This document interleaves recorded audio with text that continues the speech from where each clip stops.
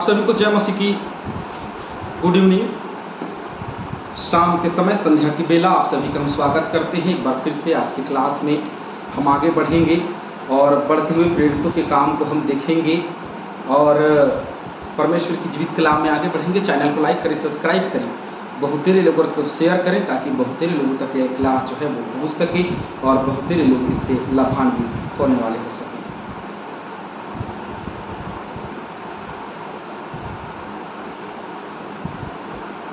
प्रेरितों, क्योंकि हमने पहला भाग पौलुस और सिलास के ऊपर सताव देखा, दूसरा भाग हमने देखा कि कैसे परमेश्वर ने बड़े अद्भुत रीति से उनको छुड़ाया, परमेश्वर ने कैसे अद्भुत रीति से उनको बचाया और बचा करके उनको लेकर के आया, उसके विषय में भी हमने चर्चाएं की। अब हम इसका तीसरा पहलू देखते हैं। 33 वचन से आगे, रात को उसी घड़ी उसने उन्हें ले जाकर उनके घाव धोए।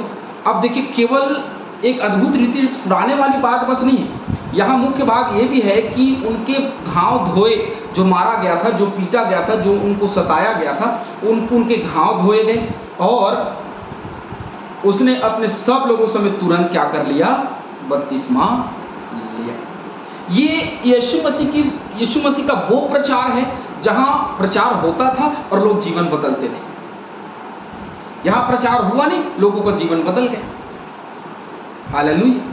ये उन दिनों का प्रचार था, उस समय का प्रचार था, पवित्र आत्मा से परिपूर्णता का प्रचार था और अपने आप को प्रदर्शित करने का प्रचार नहीं था, अपने आप को दिखाने का प्रचार नहीं था, परंतु ये प्रचार उन दिनों में प्रभु यीशु मसीह को प्रदर्शित करने का प्रचार था। ये प्रचार जो प्रभु यीशु मसीह की, वहाँ हम देखते हैं कि उनको छुड़ाया नहीं, परंतु उनको क्या किया? उनके घाव धोए और घाव धोकर के तुरंत उन सब लोगों ने जो वहाँ थे उपस्थित, उन सब लोगों ने क्या किया पता है आप लोग को? बपतिस्मा। हालेलुया। क्या लिया? बपतिस्मा लिया।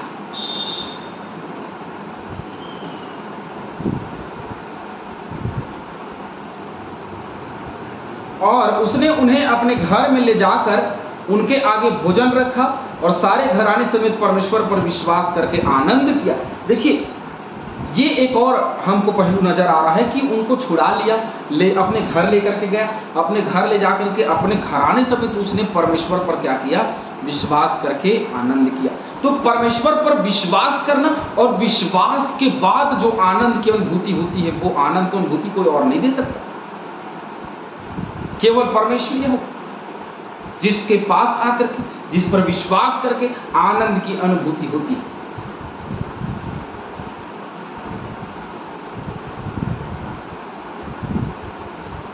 जब दिन हुआ तब हाकिमों ने सिपाहियों के हाथ कहला भेजा कि उन मनुष्यों को छोड़ दो। जब दिन हुआ, क्योंकि रात का समय था, रात को तो ऐसा नहीं कर सकते थे, तो जब दिन हुआ तब हाकिमों ने सिपाहियों के हाथ कहला भेजा कि उन मनुष्यों को क्या कर दिया जाए? छोड़ दिया जाए, जिनको बंदीगिरी में हमने डाला था, उन लोगों को छोड़ दिया जाए। परंतु पौलुस ने उनसे कहा, उन्होंने हमें जो रोमी मनुष्य हैं दोषी ठहराए बिना लोगों के सामने मारा और बंदीगिरी में डाला। अब क्या हमें चुपके से निकाल रहे हैं? ऐसा नहीं, परंतु वे स्वयं आकर हमें बाहर निकालें। चुपके से निकालने का कोई अर्थ नहीं निकलता। चुपचाप यदि निकलना होता, परमेश्वर कब का निकाल दिया होता, लेकिन चुपचाप परमेश्वर कभी नहीं निकालता। परमेश्वर की एक गवाही होनी चाहिए। उन लोगों ने बड़े कुशलता के साथ, बड़े ताकत के साथ में क्या किया? पहले तो बंदीगिरी में डाल दिया, पहले तो मरवाया, पिटवाया, फिर बंदीगिरी में डाल दिया। बड़ा इंसल्ट, बड़ी बेइज्जती की। अब चुपचाप ये बच जाना चाहते हैं, चुपचाप ये चाहते हैं कि चुपचाप इनको निकाल दिया जाए और कुछ ना हो, क्योंकि दोस्त तो इनको कुछ पाया नहीं गया। तो दोषी को ज़्यादा दिन तक जेल में रख सकते हैं, लेकिन निर्दोष को ज़्यादा देर तक जेल में नहीं रख सकते। ये निर्दोष थे और इनको दोषी ठहराया गया, तो गड़बड़ तो है, समस्याएं तो वहां दिख रही है, लेकिन ये लोग चाहते थे कि चुपचाप। तो पौलुस ने कहा कि भाई ये रोमी मनुष्य बड़े बेकार मनुष्य हैं भाई, हैं? इन लोगों ने बिना कुछ गुनाह ठहराए, कुछ बताए, इन लोगों ने हमको मारा, पीटा और बंदीगृह में डाल दिया। अब ये चुपचाप हमको निकालना चाहते हैं, लेकिन ऐसा बिल्कुल नहीं होगा। वे स्वयं आए और स्वयं आकर के हमको बाहर निकाले, हम नहीं जाएंगे ऐसे। उनको स्वयं आना पड़ेगा और स्वयं आकर के बाहर हमको ले जाना पड़ेगा। सिपाहियों ने बातें हाकिमों से कही और वे यह सुनकर कि रोमी हैं डर गए। सिपाहियों ने ये बात हाकिमों से कही और वे यह सुनकर कि रोमी हैं डर गए, क्योंकि ये देखिए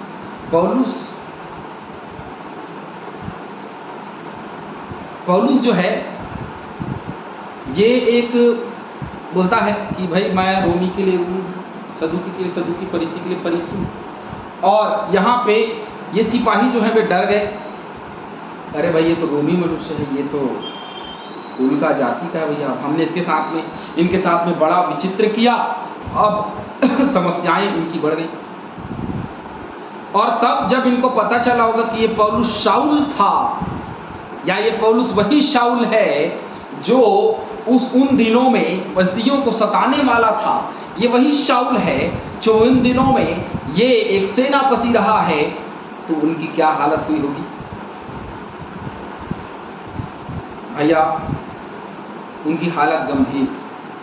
अरे ये तो वही है, कहीं ऐसा ना हो कि ये फिर से हमको मार डाले, कहीं ये गड़बड़ हो जाएगा। तो डर तो है और ये डर गए। प्रेरितों 22 का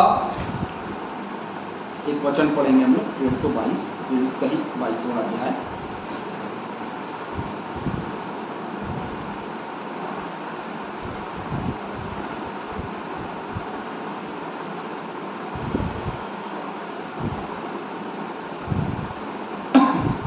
प्रेरित 22 और उसका 29। तब जो लोग उसे जांचने पर थे वे तुरंत उसके पास से हट गए, और पलटन का सरदार भी यह जानकर कि यह रोमी है और मैंने उसे बांधा है डर गया। तो ये पहली दफा नहीं था जब लोग डरे, ये पहली दफा था जब लोग डरे। उसके बाद में और भी लोग जिनको पता ही नहीं था कि रोमी है और ये ऐसा, और वे डर गए। तो भैया मुझे बिना मतलब के बांधा गया है, बिना मतलब के मारा गया, पीटा गया, बंदीगिरी में डाला गया, तो उसका लेखा तो लेना पड़ेगा। उनको आकर के स्वयं हमें आज़ाद करना पड़ेगा।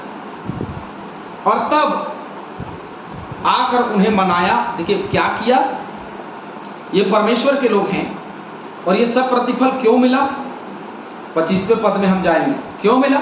क्योंकि आधी रात को लगभग पौलुस और सिलास क्या कर रहे थे? प्रार्थना कर रहे थे, परमेश्वर का भजन गा रहे थे। क्या कर रहे थे? प्रार्थना कर रहे थे और परमेश्वर का भजन गा रहे थे। इसलिए बंदीगिरी में जो पवित्र आत्मा ने या जो दूत ने किया, भूकंप आया, बंदीगिरी की नींव हिल गई, द्वार खुल गए, और बंदीगिरी का जो दरोगा था वो इनको अपने घर लेकर के गया, और घर ले जाने से पहले उन्हें बपतिस्मा लिया, और बपतिस्मा लेकर के वो घर गया, और घर ले जाकर के खाना पीना खिलवाया, और खाना पीना खिलवा करके सुबह आज्ञा मिली कि वो उनको छोड़ दे, क्योंकि वो निर्दोष, तो उनको छोड़ दिया जाए, ये आज्ञा मिली। तो अब पौलुस बोलता है कि भाई यूं ही नहीं जाऊंगा मैं, क्योंकि मैं तो रोमी मनुष्य हूं, इसका लेखा तो देना पड़ेगा। तो परमेश्वर का जन कोई मजाक नहीं है, परमेश्वर का जन बड़ा ही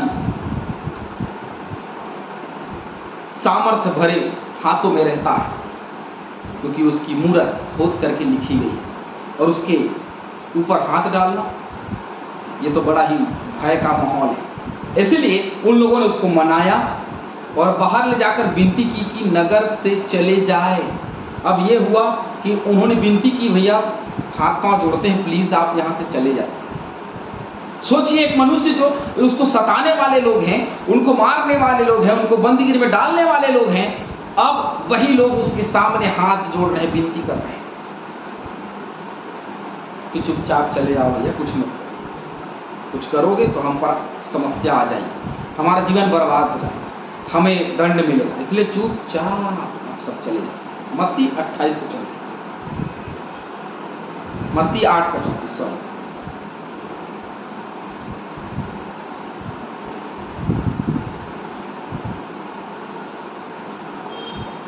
और देखो सारे नगर के लोग यीशु से भेंट करने को निकल आए और उसे देखकर विनती की कि हमारे सीवानों से बाहर निकल जाए। तो यीशु मसीह जो सत्य का प्रचार करने वाला है, बहुत कम लोग होते हैं जो उसको ग्रहण करते हैं, और वो चाहते नहीं हैं और वो चाहते हैं कि हमारे बीच से ये चला जाए, क्योंकि सत्य को ग्रहण करना इतना आसान नहीं।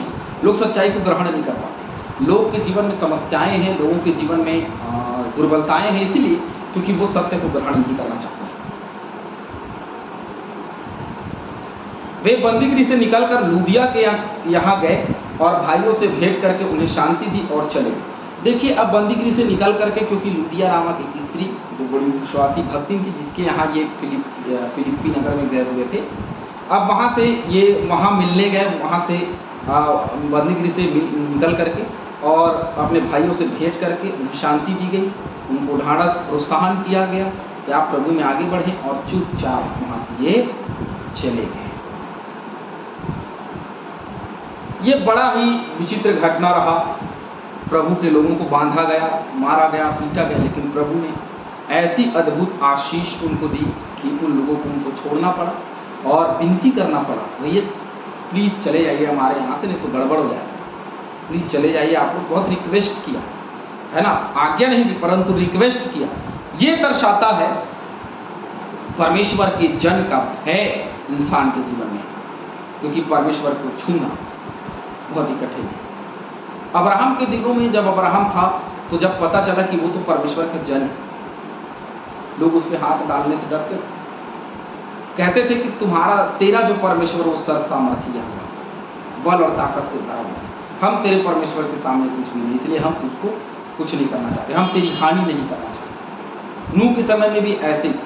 आगे आप बढ़ोगे, जितना आप बाइबल में बढ़ते चले जाओगे, जितने लोग प्रभु के लोग हैं उनको छूना बहुत कठिन काम है ना। और 300 योद्धाओं से 1 लाख सैनिकों को मारना, ये तो एक बहुत अद्भुत बात है। तो ये परमेश्वर कर सकता है। शिमशोन ने 1000 लोग सिपाहियों को मार दिया। ये परमेश्वर की आशीषों से कौन लड़ सकता है? कोई नहीं। उसके सामने कौन टिक सकता है? कोई नहीं टिक सकता। परंतु वो जो परमेश्वर पर विश्वास करता और उसके नाम का बपतिस्मा लेता और आग और पानी का बपतिस्मा लेता, वही उसके सामने टिक सकता है। सच्चाई के साथ में चले, आगे बढ़े। प्रभु आप सभी को बहुत से आशीष देंगे। आमीन।